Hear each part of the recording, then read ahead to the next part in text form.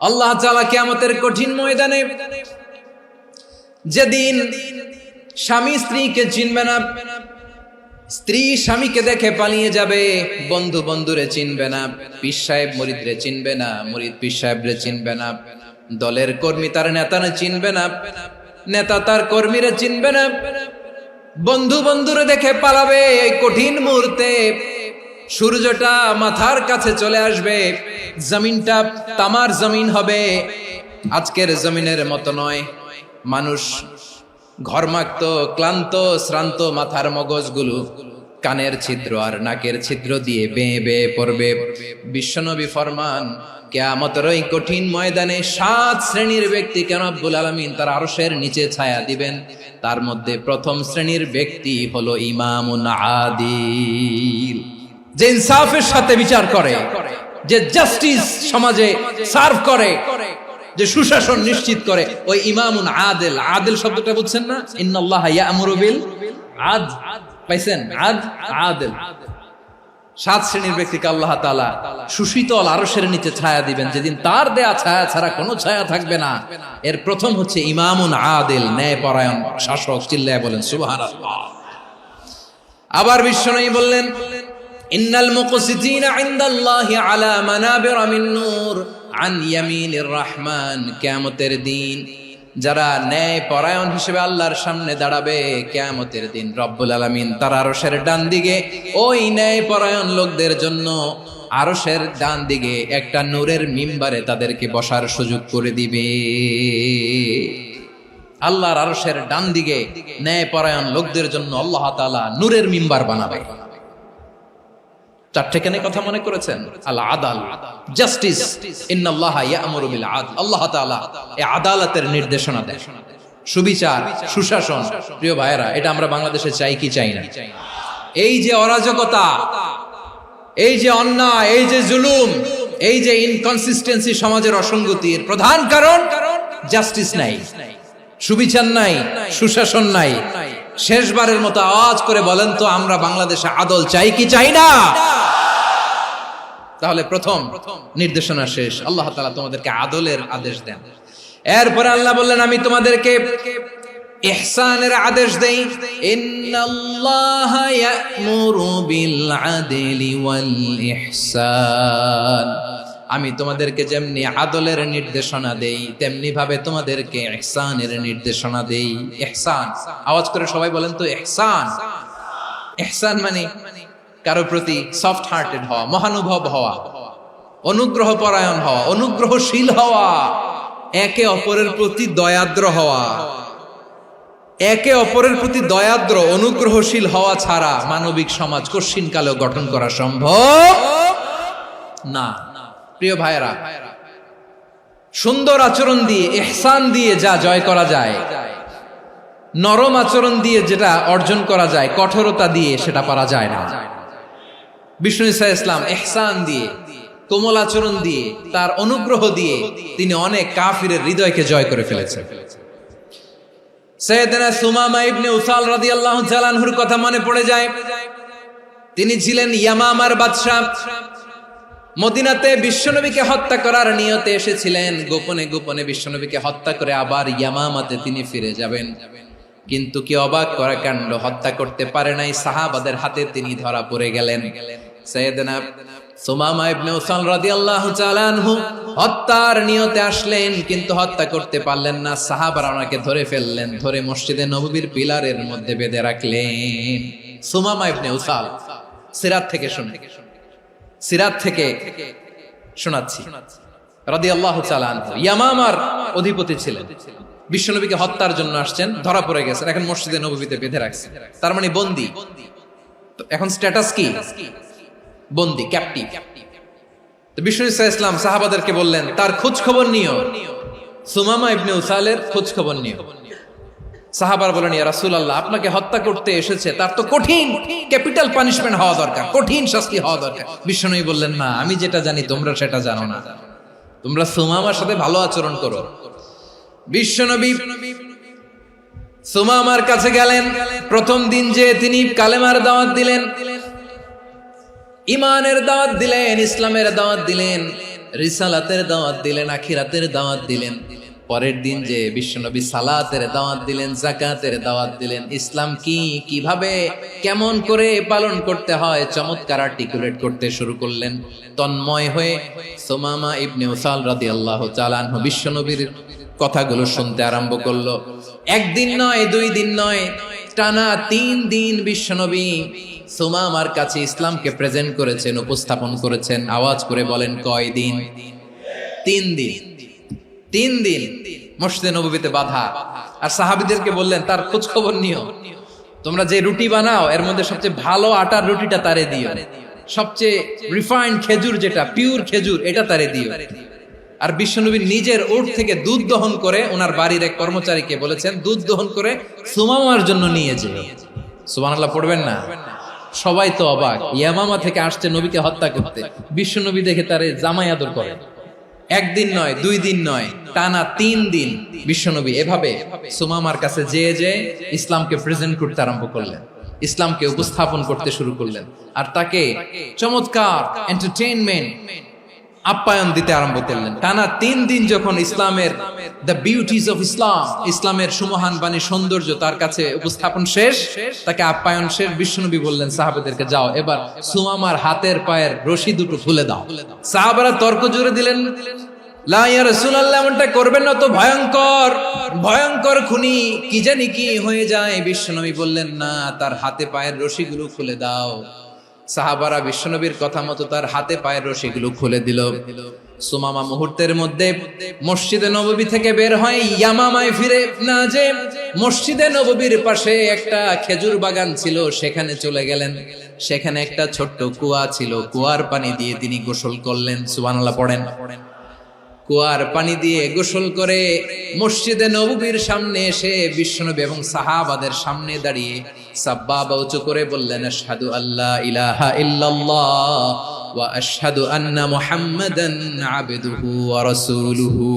আমি সাক্ষ্য দিচ্ছি আল্লাহ ছাড়া কোনো ইলাহ নাই, আর মুহাম্মদ আল্লাহ তাআলার প্রেরিত বান্দা এবং রাসূল। প্রিয় ভাইয়েরা, ইহসান দিয়ে যা জয় করা যায়, কঠোরতা দিয়ে সেটা কঠিনকালেও জয় করা যায় না। আওয়াজ করে বলেন, ঠিক কি না? এবার সুমামা দাঁড়িয়ে বলে, ওগো নবী, আমি তো কালিমা পড়ে মুসলমান হয়ে গেলাম, এবার শোনেন, এই মুহূর্তের আগে আপনার চেহারার চাইতে নিকৃষ্ট কোনো চেহারা আমার কাছে ছিল না, কিন্তু শাহাদা পাঠ করার পরে আপনার চেহারার চাইতে উত্তম শ্রেষ্ঠ কোনো চেহারা আমার কাছে আর নাই। ও নবী, আজকের দিনের আগে ইসলাম ধর্মের চেয়ে নিকৃষ্ট অপছন্দনীয় কোনো ধর্ম আমার কাছে ছিল না, কিন্তু এই মুহূর্ত থেকে ইসলামের চেয়ে সেরা শ্রেষ্ঠ পছন্দনীয় কোনো ধর্ম আমার কাছে নাই। নবী গো, আজকের দিনের আগে মদিনার চাইতে অপছন্দনীয় নিকৃষ্ট কোনো শহর আমার কাছে ছিল না, কিন্তু এই মুহূর্তের পর থেকে মদিনার চাইতে কোনো শ্রেষ্ঠ শহর আমার জানা নাই। সে ছিল গমের বড় ডিলার, গম বেচত। কি বেচত? তার গম কিনে মক্কার লোকেরা রুটি খাইতো। সে ঘোষণা দিল, আজকে থেকে মক্কাবাসীদের জন্য সব গম আমি হারাম করে দিলাম, মক্কাবাসী এখন না খেয়ে মরে। সুবহানাল্লাহ পড়বেন না? মক্কাবাসী বিশ্বনবীর কাছে আসলেন, এসে বললেন, মুহাম্মদ, আমরা তো তোমার ভাই, তোমার চাচা, তোমার ভাতিজা, তোমার আত্মীয়, তুমি সুমামারে বলো সে যেন আবার গমের সাপ্লাই মক্কার জন্য অনুমতি দিয়ে দেয়। বিশ্বনবীর অনুমতি ক্রমে সুমামা আবার মক্কাতে গম পাঠাতে শুরু করলো। পড়েন সুবহানাল্লাহ। ইহসান, ইহসান দিয়ে আপনি যেটা জয় করতে পারবেন, you can win the heart of your enemies. ইহসান দিয়ে আপনি আপনার শত্রুর হৃদয়কে জয় করতে পারবেন। এজন্য আল্লাহ বললেন, ওয়া আনফিকু ফি সাবিলিল্লাহি ওয়া লা তুলকু বিআইদিকুম ইলাত তাহলুকা ওয়া আহসিনু ইন্নাল্লাহা ইউহিব্বুল মুহসিনিন। তোমরা আল্লাহর রাস্তায় দান করবে আর নিজেরা নিজেদেরকে ধ্বংসের হাতে ঠেলে দিও না। তোমরা একে অপরের প্রতি ইহসান করবে, কারণ ইহসানকারীদেরকে আল্লাহ বড় ভালোবাসেন। সুবহানাল্লাহ পড়েন। আবার সূরা রহমানে আল্লাহ বললেন, হাল জাযাউল ইহসানি ইল্লাল ইহসান ফাবিআইয়ি আলা, সবাই পড়েন, ফাবিআইয়ি আলাই রাব্বিকুমা তুকাযযিবান। ইহসানের প্রতিদান হিসেবে ইহসানি হয়। বিশ্বনবী সুমামার প্রতি যেমন ইহসান করেছেন, সুমামাও ঠিক তেমন ইহসান ফিরিয়ে দিয়েছে। ঠিক কিনা বলেন? তাহলে এক নম্বরে হচ্ছে আদ, ন্যায় বিচার। দুই নম্বরে সবাই বলেন ইহসান, সদাচরণ। ইহসান দুই ধরনের প্রিয় ভাইরা, ইহসান ফিল ইবাদা, ইহসান ফিল মুআমালা। ইহসান ফিল ইবাদা হচ্ছে একাগ্র অনুভবে ইবাদতে ডুব দেওয়া, এর নাম ইবাদতের ইহসান। সুবহানাল্লাহ পড়ুন। বিশ্বনবী বলেন ইহসান মানে কি জানো নাকি? হাদিসে জিবরিলে সাইয়েদনা জিবরিল আলাইহিস সালাম বিশ্বনবীকে বললেন আখবিরনি আনিল ইহসান। নবী আমাদেরকে বলেন ইহসান মানে কি? বিশ্বনবী বললেন আনতা আবুদাল্লাহা কাআন্নাকা তারাহু ফাইন লাম তাকুন তারাহু ফাইন্নাহু ইয়ারাক। ইহসান মানে হলো এমন ভাবে তুমি আল্লাহর সামনে নিজেকে উজাড় করে ইবাদত করবে, তুমি ভাববে তুমি আল্লাহকে দেখতে পাচ্ছ। আর এটা যদি ভাবা তোমার জন্য কঠিন হয়ে যায়, অন্তত এতটুকু তুমি ভাববা যে আল্লাহ তোমাকে দেখতে পাচ্ছেন। ঠিক কিনা বলেন? ও আমার বীর চট্টলার ভাইয়েরা, কেউ যেটা দেখে না সেটা দেখে কে? এই বিশ্বাস হৃদয়ের মধ্যে আছে? নামাজে যখন দাঁড়ান এই ফিলিংসটা আনা যাবে? এসা পর্যন্ত যে আমরা হায়াত পাবো কোনো গ্যারান্টি আছে? সবাই আওয়াজ করে বলেন গ্যারান্টি আছে? গ্যারান্টি নাই। এজন্য বিষ্ণু ইসলাম বলেছে এমন ভাবে নামাজে দাঁড়াও, ইবাদত করো, মনে করো হতে পারে এটাই আমার জীবনের শেষ নামাজ। পারফর্ম দ্য সালাহ as if this is your last and final prayer. এমন ভাবে সালাতে দাঁড়াও, ভাবো হতে পারে এটাই তোমার জীবনের শেষ নামাজ। এমন ভাবে নামাজে দাঁড়াও, ভাবো এটাই শেষ নামাজ। তাহলে নামাজে একাগ্রতা বাড়ায় দিবে কে? ফলে ইবাদতের ইহসান আমাদের অর্জিত হবে। আর মুআমালাতে ইহসান হলো, বিশ্বনবী বলেন ইন্নাল্লাহা তাবারাকা ওয়া তাআলা কাতাবাল ইহসানা আলা কুল্লি শাই ফাইযা কাতালতুম ফাআহসিনুল কিতলা ওয়া ইযা যাবাহতুম ফাআহসিনুয যাবহা ওয়ালিয়ুহিদ্দা আহাদুকুম শাফরাতাহু ওয়ালিয়ুরিহ যাবিহাতাহু। ইহসান দুই ধরনের, আওয়াজ করে বলতে হবে কয় ধরনের? একটা হচ্ছে ইহসান ফিল ইবাদা, ইবাদতে ইহসান। ইবাদতে ইহসান কি? একাগ্র অনুভব দিয়ে ইবাদত করা, মন প্রাণ দিয়ে ইবাদত করা। আর মুআমালাতে ইহসান কি? সব কাজে, দৈনন্দিন কাজে, কর্মে, সামাজিক অ্যাক্টিভিটিতে কোমলতা প্রদর্শন করা, অনুগ্রহের সাথে সবকিছু করা। আল্লাহ তাআলা ইন্নাল্লাহা তাবারাকা ওয়া তাআলা কাতাবাল ইহসানা আলা কুল্লি শাই, তিনি সবকিছুর ব্যাপারে ইহসানকে আবশ্যক করেছেন।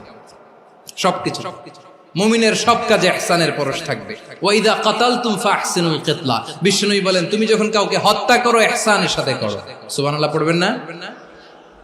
যখন হত্যা করো তখনও ইহসানের সাথে। আচ্ছা হত্যা করবো আবার ইহসান আসবে করতে করে তো মেরেই ফেলবো আমি। আল্লাহ, ও ভাই একজন খুন করেছে, খুনি, রাষ্ট্রীয় আইনে তার শাস্তি হয়েছে ডেথ পেনাল্টি, মৃত্যুদণ্ড। এখন মৃত্যুদণ্ড দেখে আপনি যেমনি মন চায় তেমনি মারবেন লোকটারে? ওর নাক কেটে ফেলতে পারবেন? ওর কান কাটতে পারবেন? ওর চোখ উপড়ে ফেলতে পারবেন আপনি? যেমন মন চায় তার অঙ্গহানি করা যাবে না। ইহসানের সাথে তাকে হত্যা করো। সুবহানাল্লাহ, this is Islam, this is the true essence of Islam. ওয়া ইযা যাবাহতুম ফাহসিনুয যাবহা, যখন জবাই করবে তখনও ইহসানের সাথে জবাই করো। করব জবাই, ওইখানেও নাকি ইহসান। আচ্ছা কুরবানির দিন আমরা পশুগুলোরে কি করি বলেন সবাই আওয়াজ করে? জবাই। জবাই মানে তো এটারে মেরেই ফেলতেছি, একটু পরে তো টুকরো টুকরো করে গোশতগুলো খাবো, এটা তো খাবো, এটা তো মেরেই ফেলবো। বিষ্ণু বলে না, জবাইয়ের মধ্যেও মুমিনের জবাইয়ের ভেতরেও ইহসানের পরশ থাকা চাই। যখন জবাই করবে প্রাণীটাকে হাত পা টাইট করে বেঁধে নাও, ছুরিটাকে শার্পেন করে নাও, ধারালো করে নাও, যাতে অল্প সময়ে জবাইটা হয়ে যায়, প্রাণীটা যাতে কম কষ্ট পায়। সুবহানাল্লাহ পড়ে। দিস ইজ কল্ড ইহসান। আল্লাহ তাআলা যেমনি আদলের আদেশ করেছেন, ন্যায় বিচার, জাস্টিস এনশিওর করতে বলেছেন, সমাজে ইহসানের ব্যবহার, ইহসানের অনুশীলন তিনি করতে বলেছেন। এজন্য মুমিনের প্রতিটি কাজে, আমার চট্টগ্রামের ভাইয়েরা আমার দিকে তাকান, খেয়াল করে শুনুন, মুমিন জীবনের প্রতিটি কাজে ইহসানের পরশ থাকা চাই। আমরা যেন আমাদের পরিবারের প্রতি ইহসান করি, আমরা যেন আমাদের কর্মচারীদের প্রতি ইহসান করি, আমরা যেন আমাদের কলিগদের প্রতি ইহসান করি, আমরা যেন আমাদের ভাইদের প্রতি ইহসান করি। মুমিন জীবনের প্রতি কাজে ইহসানের পরশ থাকার দরকার আছে না নাই? কথা বুঝতে পেরেছেন? তাহলে আল্লাহ তাআলার তিনটা আদেশ ছিল, কয়টা গেল? প্রথমে কি ছিল? আদল। দুই নম্বরে তিন নম্বরে রব্বুল আলামিন বললেন ওয়া ইতাইদিল কুরবা, নিকট আত্মীয়দেরকে দান করো। নিকট আত্মীয়দেরকে দাও, যারা তোমাদের ব্লাড কানেকশনের আত্মীয় তাদেরকে তোমরা দাও। এখানে জেনারেলি বললেন দাও, কি দিব সেটা তিনি এখানে বলেন নাই, সেটা তিনি সূরাতুল ইসরার মধ্যে বলেছেন। আল্লাহ বলেন ওয়া আতিযাল কুরবা হাক্কাহ, নিকট আত্মীয়দেরকে তাদের অধিকার, তাদের প্রাপ্য তোমরা বুঝিয়ে দাও। দেখেন, একটা শান্তির সমাজ, একটা সমৃদ্ধ সমাজ, একটা মানবিক সমাজ গঠনের জন্য আল্লাহ তাআলা বেশি না মাত্র তিনটা অর্ডার, তিনটা ভার্ডিক্ট তিনি জারি করেছেন। এক নাম্বার সুশাসন, ন্যায় বিচার। দুই নাম্বার ইহসান। তিন নাম্বার নিকটাত্মীয়, যারা কাছের, তোমার ভেরি ক্লোজ রিলেশনশিপে আছে, তাদেরকে দাও। দাও, দিলে বাড়িয়ে দেয় কে? অনেকে দিতে চায় না, কৃপণতা করে। দিলে বাড়ায় দেয় কে? ও মিয়া, মদিনার মধ্যে সবচাইতে গরিব সাহাবী ছিল বেলাল রাদিয়াল্লাহু তাআলা আনহু। ওনার এন্টায়ার অ্যাসেট, সম্পদের পরিমাণ কতদূর জানেন? একটা লুঙ্গি। বেলাল রাদিয়াল্লাহু তাআলা আনহু, ওনার টোটাল ওয়েলথের এস্টিমেশন হচ্ছে মাত্র একটা লুঙ্গি। একটা লুঙ্গি, টোটাল ওয়েলথ এস্টিমেশন, টোটাল সম্পদের পরিমাণ বেলাল রাদিয়াল্লাহু তাআলা আনহুর কি ছিল? ওই বেলাল রাদিয়াল্লাহু তাআলা আনহুকে বিষ্ণু ইসলাম বলেছেন আনফিক ইয়া বেলাল, ও বেলাল তুমিও দাও। ওয়ালা তাখশা মিন যিল আরশি ইখলালা, আরশের অধিপতির তো কোনো ঘাটতি নাই, তুমি দিলে ওই আল্লাহ তোমারে বাড়ায় দিবে। এজন্য আমার প্রিয় ভাইয়েরা, দিলে কমে না, দিলে বাড়ে। অনেকে ধরে রাখে, নতুন কিছু নিতে পারে না, হাত দিয়ে যেটা ধরে রেখেছেন এটা দিয়ে দেন, বড় একটা ধরার সুযোগ পাবেন। জোরে বলেন ঠিক কিনা? রব্বুল আলামিন বললেন তিন নাম্বার আদেশ হলো তোমাদের প্রতি সমাজটারে কেমন করে মানবিক সমাজ, সুন্দর সমাজ গড়বা। তিন নাম্বার আদেশ হলো ওয়া আতিদাল কুরবা হাক্কা, নিকটাত্মীয়দেরকে তাদের প্রাপ্য বুঝিয়ে দাও। এই নিকটাত্মীয়দেরকে তাদের অধিকার বুঝিয়ে দেওয়া, প্রাপ্য বুঝিয়ে দেওয়াতে আমাদের গাফলতি আছে না নাই? অনেকে দেখবেন অনেক আল্লাহওয়ালা, তাহাজ্জুদ গুজার, সেজদা দিতে দিতে কপালে কালো দাগ ফেলে দিছে, সে তার বোনের হকটা আদায় করে নাই, আছে না নাই? অনেক বড় হাজী সাহেব, বিশাল লম্বা দাড়ি, ছেলেরে সব দিয়ে দিছে, মেয়েরে কিছু দেয় নাই, মেয়ের হক আদায় করে নাই, আছে না নাই? এই হাজী সাহেবেরা, এই আল্লাহওয়ালারা কিয়ামতের ময়দানে আটকে যাবে। আপনি অন্যের অধিকার নষ্ট করেছেন, তাদের রাইটস কে ভায়োলেট করেছেন। এজন্য আল্লাহ তাআলা বলেন, কারো অধিকার যদি কেউ নষ্ট করে, ওই সমাজটা মানবিক সমাজ কঠিনকালেও হতে পারে না। এজন্য তিন নম্বর আল্লাহ বললেন ওয়া ইতাইদিল কুরবা, নিকটাত্মীয়দেরকে দাও। কি দিবা? তাদের অধিকার দিয়ে দাও। বোনের অধিকার বুঝিয়ে দাও, মেয়ের অধিকার বুঝিয়ে দাও, ফুফুর অধিকার বুঝিয়ে দাও। দেখবেন অনেক মায়েরা ছেলের পাতে মুরগির রান দেয়, মেয়ের পাতে দেয় মুরগির ঠ্যাং। তো মেয়ের কি মুরগির রান খেতে মনে চায় না? মনে চায় না? এমনটা করা যাবে না। নিকটাত্মীয়দেরকে অধিকার দিয়ে দাও, নিকটাত্মীয়ের সাথে সুসম্পর্ক রাখো। আদেশটা কার? এজন্য প্রিয় ভাইয়েরা, জীবনে যদি বারাকা অর্জন করতে চান, নিকটাত্মীয়দের সাথে সুসম্পর্ক রাখতে হবে, তাদের জন্য উপহার পাঠাতে হবে। বিশ্বনবী বলেন লা ইয়াদখুলুল জান্নাতা কাতে, যে ব্যক্তি আত্মীয়তার সম্পর্ককে ছিন্ন করে দেয়, সে কঠিন কালেও আল্লাহর জান্নাতে ঢুকবে না। আপনি কি এটারে সহজ হাদিস মনে করছেন? এটা সহজ কথা? আপনি ভাবছেন আপনার নামাজ আপনারে বাঁচাতে পারবে, আপনার রোজা বাঁচাতে পারবে, আপনার তাহাজ্জুদ আপনারে বাঁচাতে পারবে? অধিকার নষ্ট করলে কিছুই আপনারে বাঁচাতে পারবে না। এজন্য নিকট আত্মীয়দেরকে দিতে হবে বেশি বেশি। বিশ্বনবী বলেন ইন্না সাদাকাতা আলাল মিসকিনি সাদাকা ওয়া আলা যির রাহিমি ইসনাতান সাদাকাতুন ওয়া সিলা। মিসকিনরে দান করলে শুধু দানের সওয়াব হয়, নিকট আত্মীয়কে দান করলে দুইটার সওয়াব হয়, সাদাকার সওয়াব হয়, আবার আত্মীয়তার বন্ধন অটুট রাখার সওয়াব হয়ে যায়। আবার বিশ্বনবী বললেন মান সাররাহু আইয়ুবসাতা লাহু ফি রিজকিহি ওয়া ইনসালাহু ফি আসারিহি ফালইয়াসিল রাহিমা। যে ব্যক্তি তার রিজিকের প্রশস্ততা চায় আর হায়াতে বরকত চায়, সে যেন তার আত্মীয়ের সাথে সুসম্পর্ক রাখে। আমার প্রিয় চট্টলার ভাইয়েরা, আমাদের রিজিক বাড়ুক, এটা আমরা চাই কি চাই না? সবাই চান? হ্যাঁ, আমাদের রিজিকে প্রশস্ততা আসুক, চাই কি চাই না? আমাদের হায়াতে বরকত আসুক, আমরা চাই কি চাই না? এই দুইটা যদি চান তাহলে নিকটাত্মীয়দের সাথে সুসম্পর্ক রাখবেন। পারবেন? তাহলে সমাজটারে মানবিক সমাজ বানায় দিবে কে? তিনটা আদেশ চলে গেল। 1 নম্বরে কি ছিল? 2 নম্বরে, 3 নম্বরে নিকটাত্মীয়দেরকে দান। আল্লাহ তাআলা তিনটা জিনিসের যেমনি আদেশ করেছেন, অনুরূপভাবে তিনটা বিষয় তিনি বারণ করেছেন, নিষেধ করেছেন। ওগুলোর কাছেও যাওয়া যাবে। রাব্বুল আলামিন বলেন, ওয়ায়ানহা আনিল ফাহশাই ওয়াল মুনকারি ওয়াল বাগি। আমি যেমনি তিনটি বিষয়ে আদেশ করলাম, অনুরূপভাবে তিনটি বিষয়ে বারণ করলাম, নিষেধ করলাম। আমার 1 নাম্বার নিষেধাজ্ঞা হলো অশ্লীলতার প্রতি। ফাহশা, ওয়ায়ানহা আনিল ফাহশা, আল্লাহ তাআলা অশ্লীলতাকে নিষেধ করেছেন। কোন জিনিসকে? সবাই বলুন, কোন জিনিসকে? যত ধরনের, যত টাইপের, যত ক্যাটাগরির অশ্লীলতা হতে পারে সব অশ্লীলতাকে হারাম করেছেন কে? ফাহশা মানে কি? কথায়, কাজে, আচরণে, কমেন্ট, ফেসবুকের কমেন্টসে যত ধরনের নোংরামো আছে, যত ধরনের অশ্লীলতা আছে, এটাকে আরবিতে বলে ফাহশা।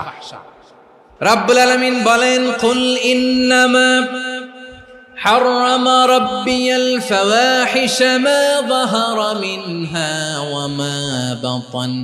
ও নবী, আপনি বলে দেন, আমার রব প্রকাশ্য, অপ্রকাশ্য, স্পষ্ট কিংবা অস্পষ্ট, দৃশ্যমান কিংবা অদৃশ্যমান সব অশ্লীলতাকে হারাম করেছেন। সব ধরনের অশ্লীলতা হারাম। আল্লাহ তাআলা আমাদেরকে অশ্লীলতা থেকে বাঁচান। এবার বলেন, আমাদের সমাজে অশ্লীলতা আছে না নাই? অশ্লীলতা নানা ভাবে, নানা নামে, নানা মোড়কে আমাদের সমাজে আছে না নাই? সংস্কৃতির নামে, ফ্যাশনের নামে, বিনোদনের নামে, উপন্যাসের নামে, কনসার্টের নামে অশ্লীলতা আছে না নাই? আপনি দেখেছেন কনসার্টগুলোর অবস্থা? আমাদের তরুণ তরুণীরা, আমাদের যুবক যুবতীরা, আমাদের জেনজিরা, কি অবস্থা ওইখানে? কনসার্টের নামে অশ্লীলতা আছে না নাই?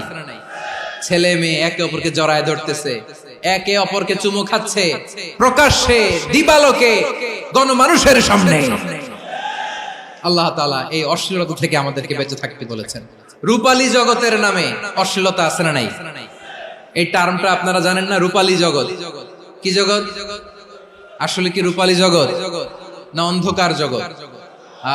আমার বোনেরা, আপনাদেরকে যে কি বলে তারা বুঝায়, রূপালী জগৎ শুনেই আপনি ভরকে যাবেন না। রূপালী জগতে যে নারী যত বেশি উলঙ্গ, সে নাকি তত বেশি সাহসী।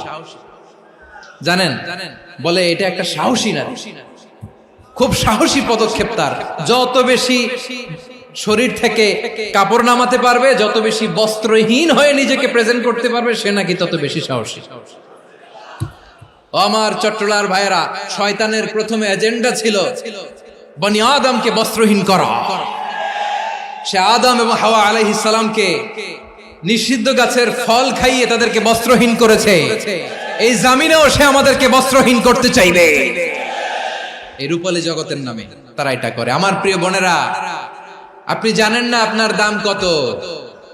ওরা আপনাদেরকে বিজ্ঞাপনের সস্তা পণ্য বানাতে চায়।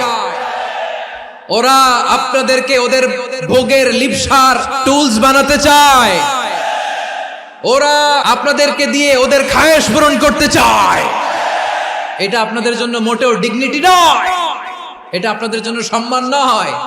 আপনার সম্মান শালীনতায়, আপনার সম্মান হেজাবে, আপনার সম্মান ভদ্রতায়, আপনার সম্মান আপনার ডিসেন্ট পোশাকে। পোশাক বলে দেয় এই নারীটা ভদ্র না অভদ্র। পোশাক বলে দেয় এই মেয়েটা কোন ঘরের মেয়ে।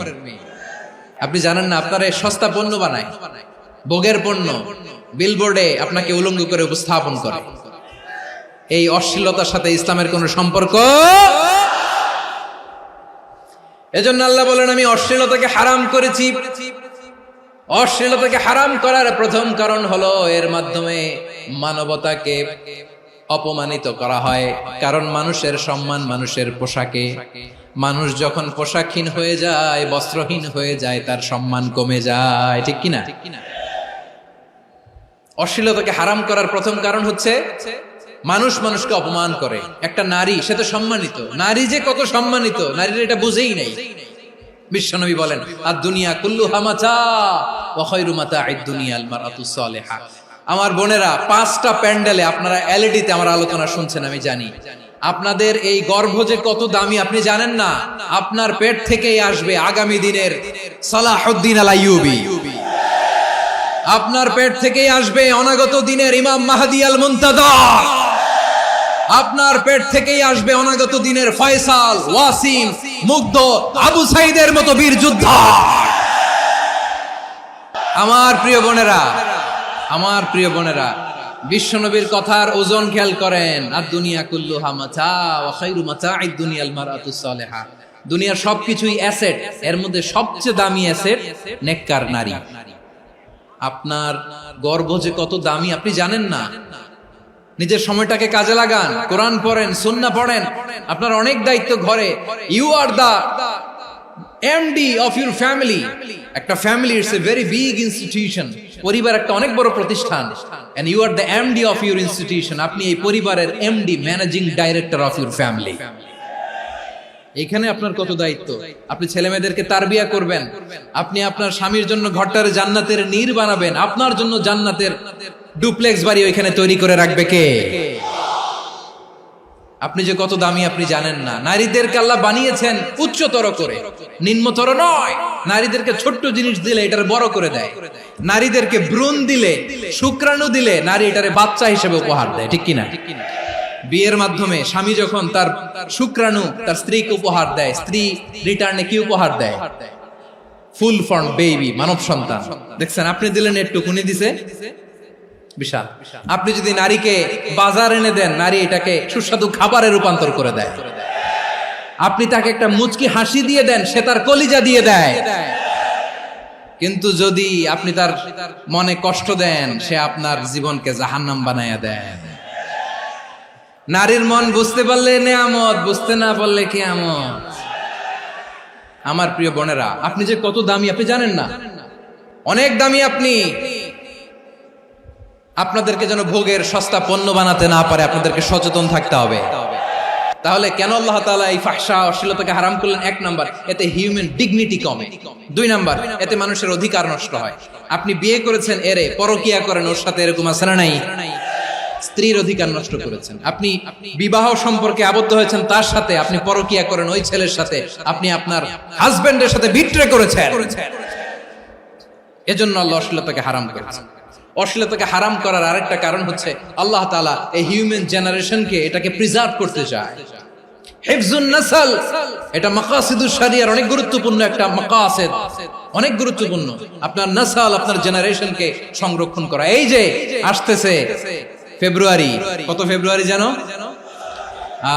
এটা কি বিশ্ব ভালোবাসা দিবস? হ্যাঁ, কি দিবস?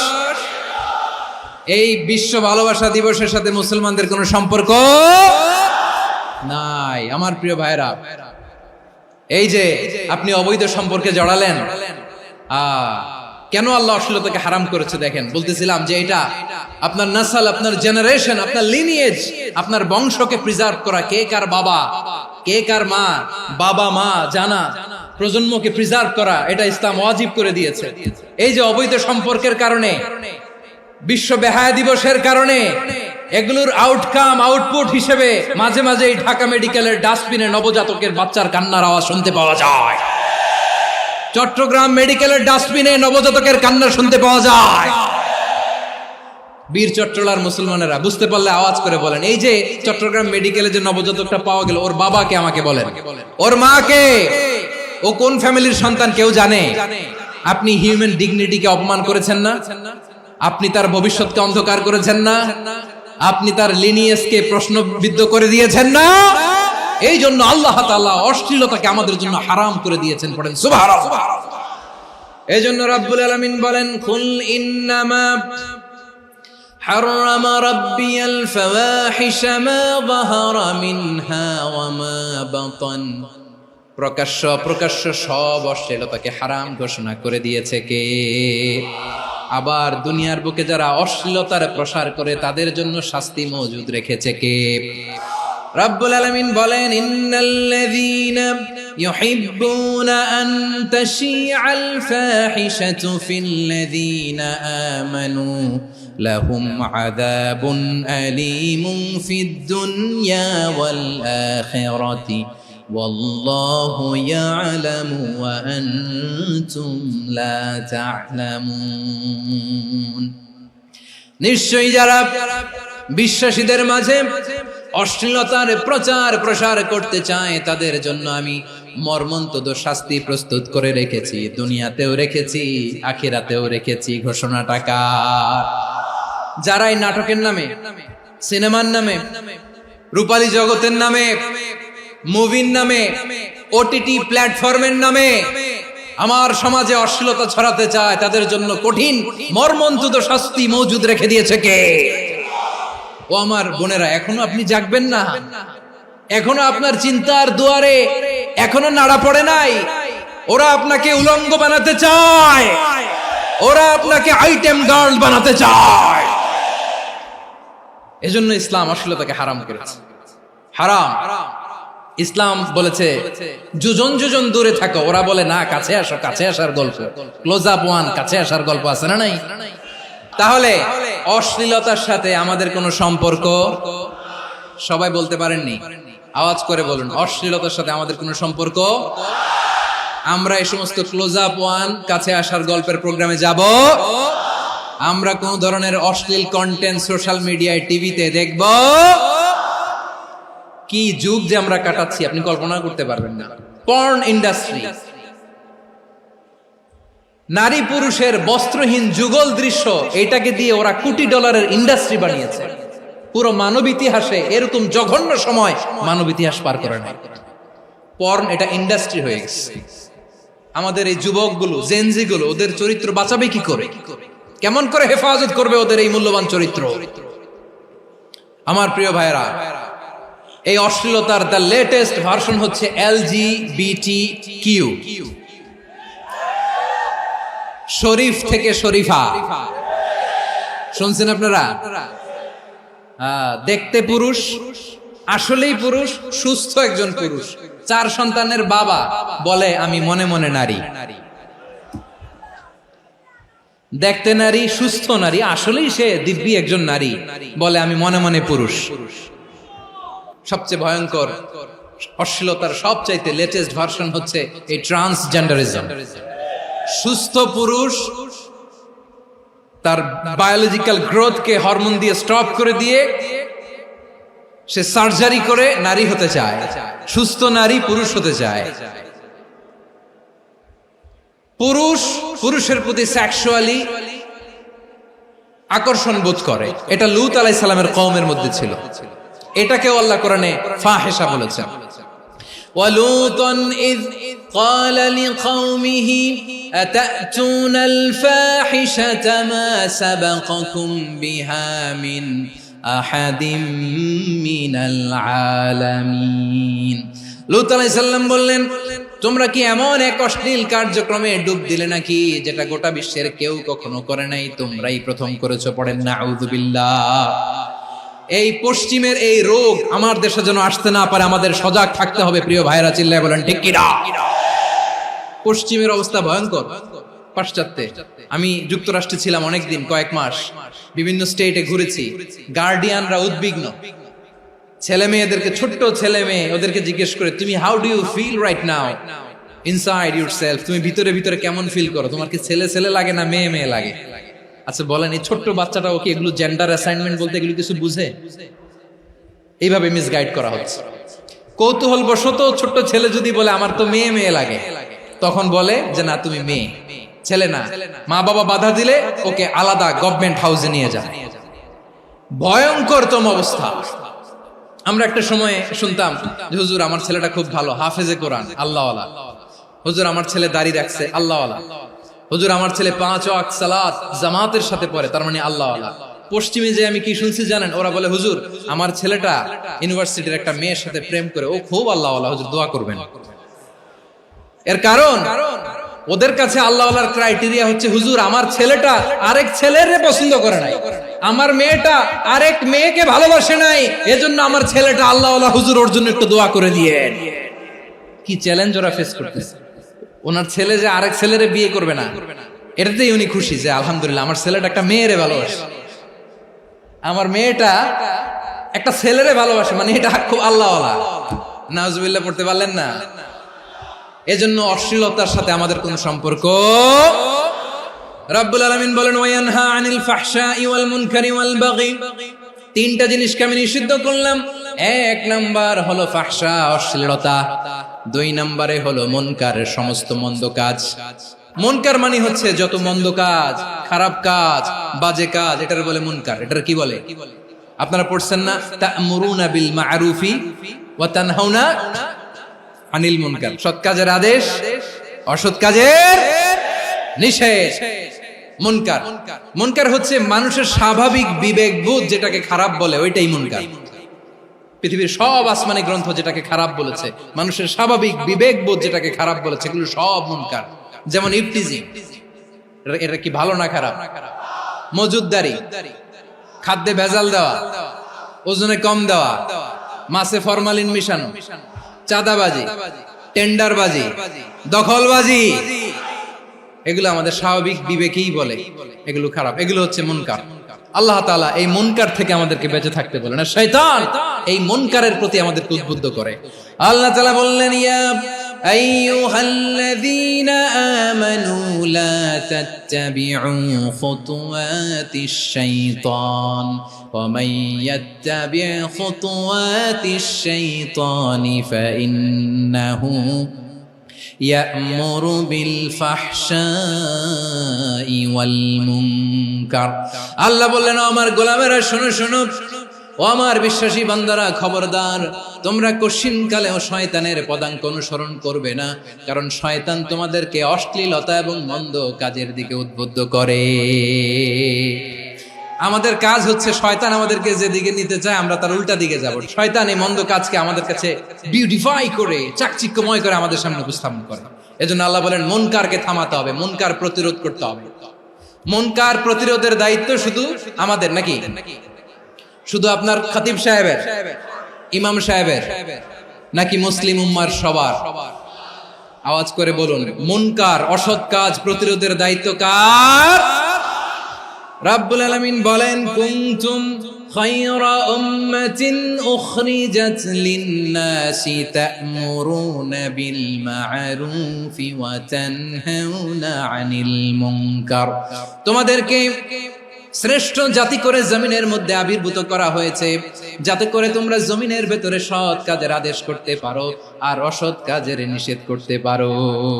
উম্মাহ, কুনতুম খায়রা, তাহলে গোটা উম্মার দায়িত্ব, এটা বুঝতে পারছেন তো? আচ্ছা, আরো নিচে আসেন। এরপরে আল্লাহ বললেন, শুধু উম্মাহ না, এই জমিনের রাজত্ব আমি যাদের হাতে দেই, এই জমিনের মালিক আমি যাদেরকে বানিয়ে দেই, যাদেরকে আমি সরকারের দায়িত্ব দেই, তাদেরকেও মুনকার প্রতিরোধের দায়িত্ব দিয়েছে কে? আল্লাহ বলেন, যারা ক্ষমতার মসনদে বসেছে তাদেরকে 4 দফা কর্মসূচি আমি আল্লাহ দিলাম। আওয়াজ করে বলেন, কয় দফা? আল্লাহ বলেন, আল্লাযীনা ইম্মাক্কান্নাহুম ফিল আরদি আকামুস সালাতা ওয়া আতাউয যাকাতা ওয়া আমারু বিল মা'রুফি ওয়া নাহাউ আনিল মুনকার ওয়ালিল্লাহি আকিবাতুল উমুর। যারা এই জমিনের উত্তরাধিকার হয়েছে তারা 4 দফা কর্মসূচি নিয়ে সামনে আগাবা। সালাত কায়েম করবা, যাকাত আদায় করবা, সৎ কাজের আদেশ দিবা, অসৎ কাজ থেকে মুনকার প্রতিরোধ করবা। আদেশটা কার?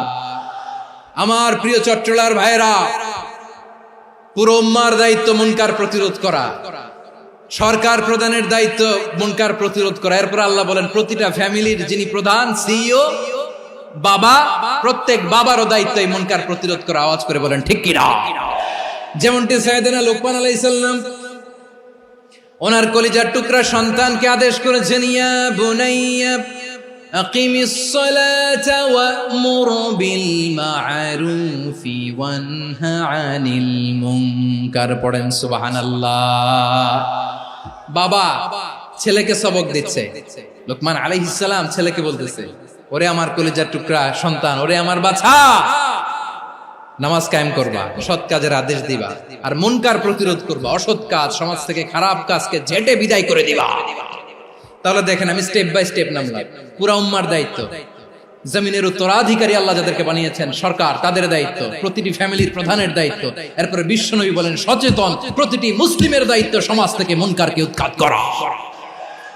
বিশ্বনবী বলেছেন মান রাআ মিনকুম মুনকারান ফালিয়ুগাইয়িরহু বিয়াদিহি ফাইন লাম ইয়াসতাতি ফাবিলিসানিহি ওয়া ইন লাম ইয়াসতাতি ফাবিকলবিহি ওয়া যালিকা আযআফুল ঈমান।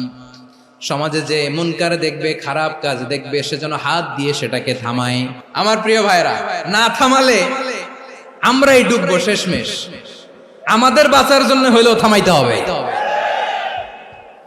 রব্বুল আলামিন বলেন ওয়াত্তাকু ফিতনাতাল লা তুসিবান্নাল্লাযীনা যালামু মিনকুম খাসসা। ও আমার গোলামেরা, ওই আযাবকে ভয় করো যে আযাব যখন আমি জমিনের বুকে পাঠাই শুধু জালেমদেরকেই মারি না, আলেমদেরকেও মারি।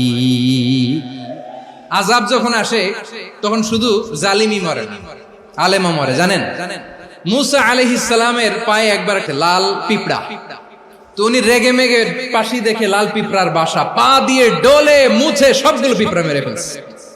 এই ঘটনাটা আল্লাহ ঘটিয়েছেন। এজন্য মুসা আলাইহিস সালাম ছিলেন কালিমুল্লাহ, সরাসরি আল্লাহর সাথে কথা বলতেন। তিনি আল্লাহকে জিজ্ঞেস করেছিলেন, আল্লাহ তুমি যখন কোন জনপদে আযাব পাঠাও, শাস্তি দাও, ওখানকার শুধু জালেমরাই তো মরে না, ভালো মানুষগুলাও মরে, তো আযাব দিবা মুশরিকদের উপর দিবা, অবাধ্যদের উপর দিবা, ভালো মানুষগুলোরে মারো কেন?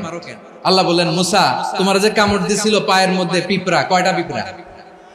একটা পিঁপড়া, তো সবগুলারে মারলা কেন? রেগে মেগে পুরো পিঁপড়ার বাসা ভেঙে মেসাকার করলা কেন? আমি যখন অ্যাকশনে যাই, আমি যখন শাস্তি দেই, তখন এত বাস বিচার করা হয় না, বাস বিচার করা যায় না। যখন অ্যাকশনে যাওয়া হয় ওইটা ডাইরেক্ট অ্যাকশন হয়ে যায়। চিল্লায় বলো ঠিক কি না? এজন্য আমাদের বাঁচার জন্য হলেও এই পাপ থামাতে হবে, এই শয়তানের অট্টহাসি থামাতে হবে, অন্যায় অপরাধ সমাজ থেকে আমাদের থামাতে হবে। কারণ আযাব আসলে ওরাও মরবে, আমরাও মরব। একটা জাহাজ 2 তলা, আপনি আছেন 2য় তলায়। নিচের তলার কিছু লোক জাহাজের তলা ছিদ্র করতে আরম্ভ করছে। কি ছিদ্র করতেছে? আচ্ছা, জাহাজের তলা ছিদ্র করলে তলা দিয়ে কি ঢুকে? এখন আপনি যদি বলেন আমার কি, আমি তো 2 তলায়, আমি তো ভালো আছি, ওরা ছিদ্র করে ওরা মরবে। আসলে কি শুধু ওরা মরবে? তলা দিয়ে যখন পানি ঢুকবে, জাহাজ ঢুকলে আপনিও মরবেন। এজন্য নিজে মরার আগে ওই পাগলগুলোর নিচতলায় যে থামাতে হবে। চিল্লায় বলেন ঠিক কি না? এজন্য আল্লাহ বললেন মুনকার প্রতিরোধের দায়িত্ব সমাজের টপ টু বটম সবার। এজন্য মুনকার প্রতিরোধ করার দরকার আছে না নাই? সমাজে এই যে ইফটিজিং হয়, আপনার বোনের বয়সী একটা মেয়েকে কিছু বকাটে টিটকারি করে, এই বলে সেই বলে, নোংরা কথা বলে, রাস্তায় দেখেও আপনি পাশ দিয়ে না দেখার মতো চলে যান কেন? আপনি দাঁড়ান না কেন? আপনি দাঁড়ালেই তো থেমে যাবে, কারণ সত্যের যে শক্তি তার সামনে মিথ্যা মুখ থুবড়ে পড়ে। আপনার সামনে ও কিছুই না, নাথিং। আপনি দাঁড়ান, ওকে প্রশ্ন করেন যে আমার বোনকে তুমি ডিস্টার্ব করো কেন?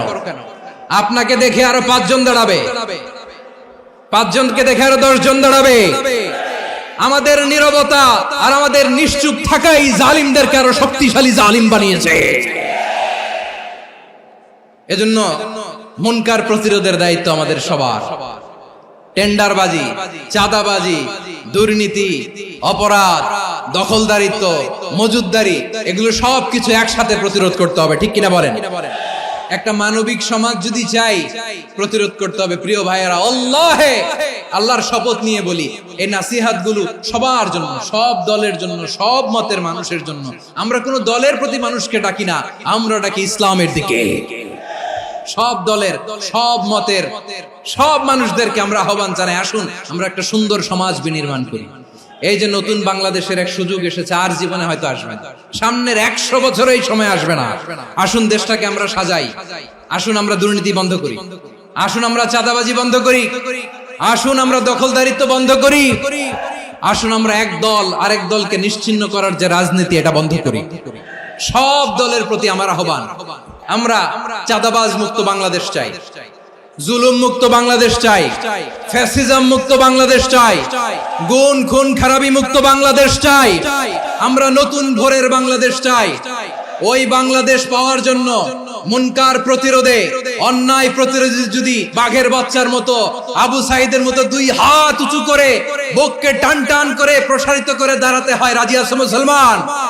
রাব্বুল আলামিন বলেন ওয়ায়ানহা আনিল ফাহশাই ওয়াল মুনকারি ওয়াল বাগি ইয়াইযুকুম লাআল্লাকুম তাযাক্কারুন। আল্লাহ বললেন আমি অশ্লীলতাকে নিষেধ করি, আমি সব ধরনের মন্দ কাজকে নিষিদ্ধ করি, সব শেষে আমি সীমা লঙ্ঘনকে তোমাদের জন্য নিষিদ্ধ করি। নিষিদ্ধ করেছেন কয়টা জিনিস? 1 নম্বরে অশ্লীলতা, 2 নম্বরে মুনকার তথা সব মন্দ কাজ, 3 নম্বরে আল বাগি সীমা লঙ্ঘন, ক্রসিং দ্য লিমিট। সীমা লঙ্ঘন করা ভালো না। We all should know our limits. চিল্লায় বলেন ঠিক কিনা? একই আয়াতে আল্লাহ বললেন কুল ইন্নামা হারামা রাব্বিয়াল ফাওয়াহিশা মা যাহারা মিনহা ওয়া মা বাতানা ওয়াল ইসমা ওয়াল বাগিয়া বিগাইরিল হক। অন্যায় ভাবে যে অবাধ্য হয়, যে সীমা লঙ্ঘন করে, তাদেরকেও আমি এটা হারাম করে দিলাম। সীমা লঙ্ঘন করা হারাম। আল্লাহ বারবার বারবার আমাদেরকে ওয়ার্নিং দেয়। যখন আমরা থামি না তখন আল্লাহ ধরে, আর যখন ধরে তখন ছাড়ে না। ধরে ধরে ধরে না, ধরলে আল্লাহ। ফেরাউনকে কিন্তু হুট করে ধরে নাই, আপনারা জানেন 9 বার ওয়ার্নিং দিয়েছে। ফেরাউনকে আল্লাহ তাআলা ওয়ার্নিং দিয়েছিল কয়বার? রাব্বুল আলামিন বলেন ওয়ালাকাদ আতাইনা মূসা 9 আয়াতিন বাইয়িনাত। 9টা মুআজিজা দেখিয়েছি। 1 2 3 বারবার এইভাবে রিমাইন্ডার, ওইভাবে রিমাইন্ডার, এইভাবে নসিহত, ওইভাবে দাওয়া। ফাকুলা লাহু কাওলান লাইয়িনা, নরম করে বলো, সফট করে বলো, যত ওয়ে হতে পারে দাওয়া মেথডোলজি। মুসা আলাইহিস সালামের সব অ্যাপ্লাই শেষ। 10ম বারে যে আল্লাহ ধরছে, 10ম বারে যে ধরেছে। এজন্য আল্লাহ বলেন আমি সীমা লঙ্ঘনকে পছন্দ করি না। কোরআনের অন্য আয়াতে বাগীকে বলা হয়েছে আল ইতিদা। সীমা লঙ্ঘন যারা করে তাদেরকে আল্লাহ বলেছেন মুতাদিন। ওয়াকাতিলু ফি সাবিলিল্লাহিল্লাযীনা ইউকাতিলুনাকুম ওয়া লা তা'তাদু ইন্নাল্লাহা লা ইউহিব্বুল মুতাদিন। আমি সীমা লঙ্ঘনকারীদেরকে কোশ্চিনকালেও পছন্দ করি না।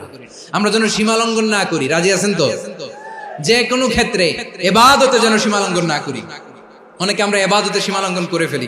বিশ্বনবী সাল্লাল্লাহু আলাইহি ওয়াসাল্লাম যেটা শিখিয়েছেন এর বাইরে যে অতিরিক্ত বুজুর্গ হতে চায়, এরকম আছে না নাই? কোন ক্ষেত্রেই সীমা লঙ্ঘন করা যাবে, এমনকি যুদ্ধ ক্ষেত্রেও না। বিশ্বনবী সাল্লাল্লাহু আলাইহি ওয়াসাল্লাম বলেন খবরদার যুদ্ধ ক্ষেত্রেও সীমা লঙ্ঘন করো না। কি সুন্দর ইসলাম আমরা পেয়েছি। বিশ্বনবী বলেন খবরদার যুদ্ধের ময়দানে কোনো নারীর গায়ে হাত তোলো না, কোনো শিশুর গায়ে হাত তোলো না, কোনো গবাদি পশু হত্যা করো না, কোনো শস্য ক্ষেত্র ধ্বংস করো না, ইবাদতরত অন্য ধর্মের কোনো সন্ন্যাসীর গায়ে হাত তোলো না। বলেন সুবহানাল্লাহ। তাহলে আমরা সীমা লঙ্ঘন করতে পারবো? প্রিয় ভাইরা, একটা সুখী, সমৃদ্ধ, শান্তির সমাজ, মানবিক সমাজ যদি আমরা গঠন করতে চাই, আমাদের আল্লাহর দেয়া কয়টা আদেশ মানতে হবে বলেন দেখি? আর বেঁচে থাকতে হবে কয়টা জিনিস থেকে? আল্লাহর আদেশ কি? 1 নাম্বার আদাল, ন্যায়পরায়ণতা। আমরা সুবিচার, সুশাসন, ন্যায় বিচার চাই কি চাই না? 2 নম্বরে কি ছিল? মাশাআল্লাহ, আমরা যেন সবার প্রতি দয়া পরবশ হই, ইহসান করি। 3 নম্বরে কি ছিল? নিকটাত্মীয়দের দান করা, তাদের অধিকার প্রাপ্য বুঝিয়ে দেওয়া। পাশাপাশি 3টা জিনিস থেকে আল্লাহ বারণ করেছেন, নিষেধ করেছেন। তার প্রথমটা ফাহশা, অশ্লীলতা। অশ্লীলতার সাথে আমাদের কোনো সম্পর্ক। 2 নম্বর নিষেধাজ্ঞা কি ছিল? আল মুনকার, সমাজের যত মন্দ কাজ এগুলোকে আমরা প্রতিরোধ করব। রাজি আছেন তো সবাই? 3 নম্বরে আল বাগী, সীমালঙ্ঘন। কোন মুসলিম সীমালঙ্ঘন করে না। রাব্বুল আলামিন শেষে বললেন ইয়াইদুকুম লাআল্লাকুম তাযাক্কারুন। আল্লাহ তোমাদেরকে উপদেশ দেন যাতে তোমরা শিক্ষা গ্রহণ করো। আমরা উপদেশ দেব, আমরা জোর করে কাউরে কিছু মানাতে চাই না। লা ইকরাহা ফিদ্দিন ওয়াযাক্কির ফাইন্না যিকরা তানফাউল মুমিনিন। উপদেশ দিলে এটা মুমিনদের কাজে দেয়। লাস্তা আলাইহিম বিমুসাইতির ইন্নামা আনতা মুযাক্কির। নবী হে, আপনি রিমাইন্ডার দাতা, আপনি উপদেশ দিবেন। আমরাও বিশ্বনবীর এই হাদিসগুলো থেকে, কোরআনের আয়াত থেকে রিমাইন্ডার, এই কথামালা বাণী বাহক হিসেবে এই বাণীগুলো আপনাদের সাথে কাছে পৌঁছে দিলাম। আমরা আল্লাহ তাআলার কাছে প্রার্থনা করি, আল্লাহ আমরা যেন আদল দিয়ে আমাদের সমাজকে গঠন করতে পারি। আল্লাহ আমরা যেন ইহসান করতে পারি। আমরা যেন নিকটাত্মীয়দের দান করতে পারি। আল্লাহ যত ধরনের অশ্লীলতা, অনাচার, মন্দ কাজ, সীমালঙ্ঘন, অবাধ্যতা থেকে যেন আমরা বেঁচে থাকতে পারি। আল্লাহ তাআলা আমাদের সবাইকে কথাগুলো বুঝার ও আমল করার তৌফিক দান করুক। হাযা মা ইনদি ওয়াল ইলমু ইনদাল্লাহ আলাইহি তাওয়াক্কালতু ওয়া ইলাইহি উনীব। সুবহানাকাল্লাহুম্মা বিহামদিকা আশহাদু আল্লা ইলাহা ইল্লা আনতা আস্তাগফিরুকা ওয়া আতুবু ইলাইক।